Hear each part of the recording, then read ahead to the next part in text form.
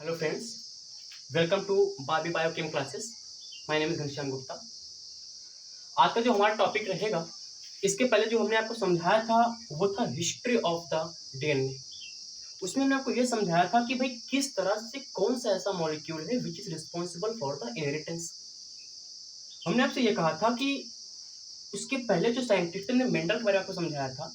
एक मेंडल जी जो थे उन्होंने पहली बार कहा था कि फैक्टर ही वो मॉलिक्यूल है जो एक जनरेशन से दूसरे जनरेशन में ट्रांसफर हो रहा है।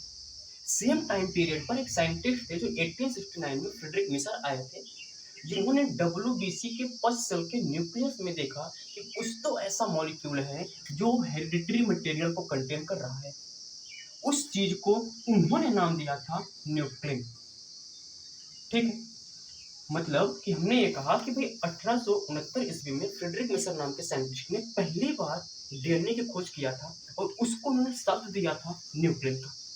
बाद के एक साइंटिस्ट आए थे, इनका नाम था अल्टमान साहब। अल्टमान ने कहा कि सर ये देखो, जो आपने खोज करके रखा है न्यूक्लिन, न्यूक्लिन के अंदर हमने देखा कि भाई फास्फोरिक एसिड पाया जाता है। समझ पा रहे हैं? हमने कहा कि जो चीजें न्यूक्लिन की खोज किया था फ्रेडरिक मिसर ने, उसी चीज को अल्टमान ने कहा कि सर आपके न्यूक्लिन के अंदर एक मॉलिक्यूल हमने खोजा है जिसका नाम है H3PO4, that means phosphoric acid. और यही फास्फोरिक एसिड पाए जाने की वजह से इन्होंने नाम दिया था न्यूक्लिक एसिड। जिस चीज को उन्होंने नाम दिया था न्यूक्लिन, उसी चीज को अल्टमान ने नाम दिया है न्यूक्लिक एसिड। ऐसा इसलिए क्योंकि इसके अंदर फास्फोरिक एसिड पाया जाता है। इसके जस्ट कुछ ही दिनों बाद एक साइंटिस्ट आए, इनका नाम था हाफ मिस्टर।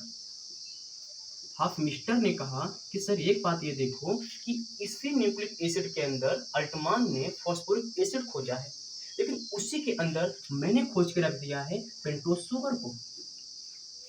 अब ये पेंटोज शुगर जो है दो तरह का होता है।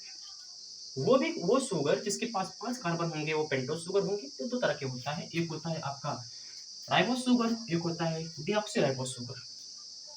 और एक साइंटिस्ट आए, इनका नाम था लेविन।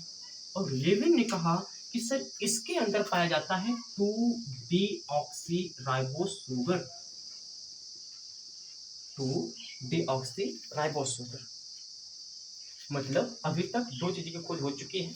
एक तो डीएनए के अंदर फास्फोरिक एसिड पाया जाता है, दूसरी चीज कि डीएनए के अंदर पेंटोज शुगर पाया जाता है और पेंटोज शुगर में से 2-डीऑक्सीराइबोस पाया जाता है। ठीक है, इसके बाद क्या हुआ कि एक साइंटिस्ट आए, इनका नाम था कोसेल। कोसेल साहब 1910 में आए थे। 1910 में जब आए तो इन्होंने कहा कि सर न्यूक्लिक एसिड के अंदर नाइट्रोजनस बेस भी होता है। न्यूक्लिक एसिड के अंदर नाइट्रोजनस बेस होता है, और यही नाइट्रोजनस बेस जो होता है ये क्या करता है, दो तरह के होते हैं।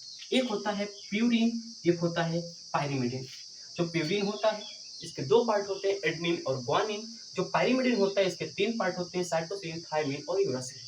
तो एक बार देखिए, ये है आपका नाइट्रोजनस बेस, इसके दो पार्ट है, प्यूरिन एंड देन पायरिमिडिन। जो हमारा प्यूरिन है इसके भी दो पार्ट हैं, एक है हमारा एडेनिन, एक है हमारा ग्वानिन। जो पायरिमिडिन है इसके भी तीन पार्ट होंगे, एक होगा साइटोसिन, थायमिन, यूरासिल।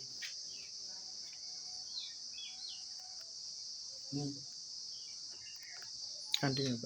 ठीक है, अब क्या हुआ, इतनी हिस्ट्री तो चल चुकी थी, अभी तक क्या हुआ कि डीएनए के अंदर कौन कौन सा मॉलिक्यूल पाया जाता है, इस चीज की खोज हमें मिल चुकी है। मतलब हम ये निकाल पाए हैं कि डीएनए के अंदर हमें मिला है फास्फोरिक एसिड। दूसरी चीज हमें क्या मिला है, डीएनए के अंदर हमें मिला है पेंटोज शुगर। और तीसरी चीज क्या मिली है कि डीएनए के अंदर नाइट्रोजनस बेस मिला है। इतनी बात आपको तो पता ही होगी कि एक डीएनए के अंदर तीन मॉलिक्यूल होते हैं, फास्फोरिक एसिड, पेंटोज और नाइट्रोजनस बेस। तो इस चीज को ध्यान से देखिए कि कितनी ही सटीकता से हमने दिखाया आपको कि किस तरह से पेंटोज को, किस तरह से डीएनए के अंदर फास्फोरिक एसिड की खोज हुई, पेंटोज शुगर की खोज किसने किया था, किसने बताया, और नाइट्रोजनस बेस के बारे में किसने बताया था। तो ये बातें हमने आपको क्लियर कर दी है। अब कहानी यहाँ पे आकर के टिकती है, सर ये बताइए कि what is the actual genetic material? क्या डीएनए जेनेटिक मटेरियल है, या आरएनए जेनेटिक मटेरियल है, या प्रोटीन जेनेटिक मटेरियल है, या कार्बोहाइड्रेट जेनेटिक मटेरियल है? यहीं पर आकर के कहानी रुक जाती है।